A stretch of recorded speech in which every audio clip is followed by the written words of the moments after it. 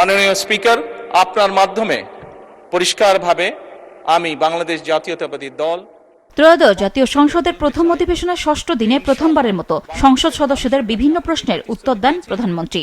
আমরা আমাদের সর্বোচ্চ চেষ্টা দিয়ে। এক প্রশ্নের জবাবে প্রধানমন্ত্রী তারেক রহমান জানান, বিগত আওয়ামী সরকারের আমলে বাংলাদেশ থেকে আনুমানিক 234 বিলিয়ন মার্কিন ডলার বিদেশে পাচার হয়েছে।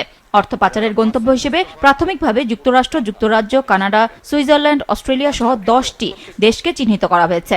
পাচারকৃত এই অর্থ একাধিক দেশে স্থানান্তরিত হয় অভিযোগ থাকায় তা উদ্ধারে সংশ্লিষ্ট দেশগুলোর সাথে মাননীয় স্পিকার এরই ভিতরে তথ্য বিনিময়, সম্পদ শনাক্তকরণ এবং পারস্পরিক আইন সহায়তা জোরদার করা হচ্ছে। অপর প্রশ্নের উত্তরে প্রধানমন্ত্রী জানান, প্রাথমিক বিদ্যালয়ে 2 লাখ শিশুকে বিনামূল্যে স্কুল ড্রেস দেওয়া হবে। জানান, সরকারের কৃষক কার্ড ও ফ্যামিলি কার্ডের কারণে দেশে কোনো ধরনের মূল্যস্ফীতি হবে না, বরং স্থানীয় অর্থনীতি সচল হবে।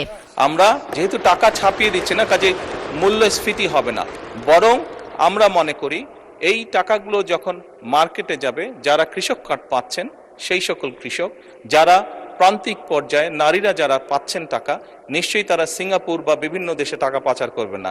অপর এক প্রশ্নের জবাবে প্রধানমন্ত্রী জানান, ইতিমধ্যে 37,814 নারীকে ফ্যামিলি কার্ড দেওয়া হয়েছে।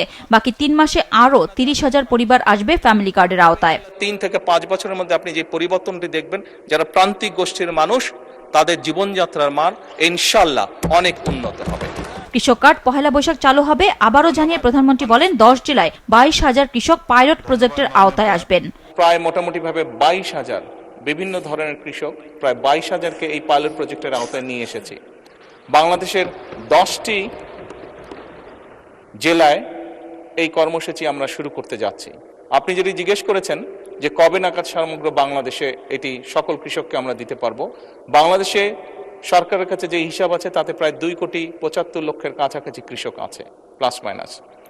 আমরা ইনশাল্লাহ পর্যায়ক্রমিকভাবে আগামী কয়েক বছরের মধ্যে চেষ্টা করব, আমাদের সরকারের পরিকল্পনা রয়েছে সকল কৃষকের কাছে পর্যায়ক্রমিকভাবে পৌঁছানোর জন্য। নূর নাহার বিলি, মাছরাঙা সংবাদ, ঢাকা।